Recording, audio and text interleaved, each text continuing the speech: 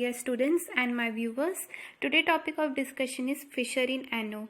A longitudinal tear in the lower end of anal canal results in fissure in ano. An anal fissure is a small cut or tear in the lining of the anus. The crack in the skin causes severe pain and some bright red bleeding during and after bowel movements. At times, the fissure can be deep enough to expose the muscle tissue underneath. In 90% of cases, fissure in ano occur in the posterior part of anal canal and in 10% it occurs anteriorly. It is initiated by hard stool causing a crack. As a result of this, defecation results in pain. Due to pain, an internal sphincter spasm takes place which makes constipation worse, resulting in a chronic fissure. Anterior fissure occurs in elderly women secondary to repeated pregnancies.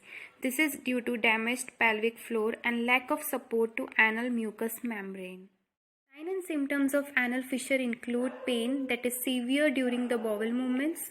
Burning pain can last for several hours. There is severe constipation, stools are hard pellet-like, and there is drop of blood or streak of fresh blood in the stool. A visible crack in the skin around the anus, a small lump or skin tag on the skin near anus. Now, what are the causes of anal fissure? Fissures are usually caused by trauma to the inner lining of the anus from a bowel movement or other stretching of the anal canal. This can be due to a hard dry bowel movement or loose frequent bowel movements. Patients with a tight anal sphincter muscle are more likely to develop anal fissures. Less common cause of fissure includes inflammatory bowel disease, anal infections, tumor, or diseases like anal cancer, HIV, tuberculosis, syphilis, Crohn's disease.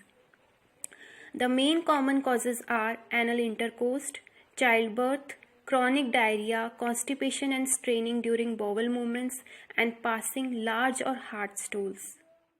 Always remember, a drop of blood is due to fissure in ano and splash of blood is due to hemorrhoids. Now let's understand the pathology. In both acute fissure and chronic fissure, there is spasm of internal sphincter muscle. In acute fissure, there is deep tear of the skin of anal margin extending into the anal canal, but inflammatory induration and edema of the edges are absent. Whereas in chronic fissure, the inflamed indurated margins and the base consisting of either scar tissue. Along with there is presence of sentinel pile at the lower end of fissure. Diagnosis is made by doing the physical examination. Visualization is done by gently parting of the buttocks with the eversion of anal verge. A longitudinal tear and a hypertrophic thickened skin is seen near the lower end of fissure, that is sentinel pile. Per-rectal examination can be done and sphincter spasm can be appreciated. DRE, proctoscopy and sigmoidoscopy is of little value, and also the proctoscopy is contraindicated because the condition is very painful. Treatment of fissure includes a high fiber diet and over-the-counter fiber supplements to make stools soft, formed and bulky. Patient is also recommended for mild laxatives, over-the-counter stool softeners to make stools easier to pass. And also patient is convinced to drink more water to help prevent hard stools and aid in healing.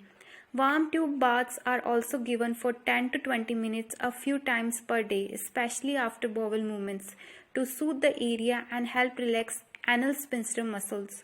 This is a thought to help the healing process.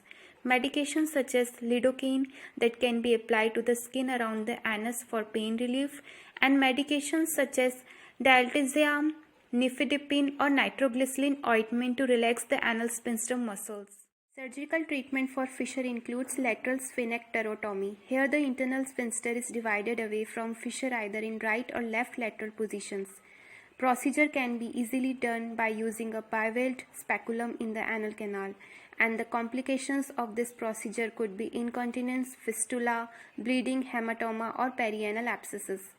The other procedure is fissurectomy and local advancement flap, which is generally used or indicated in chronic non-healing fissure. After the excision of fissure, the resulting defect in anal canal is closed by a small advancement flap. Topical preparations like combination of anesthetic and antibiotics can be given.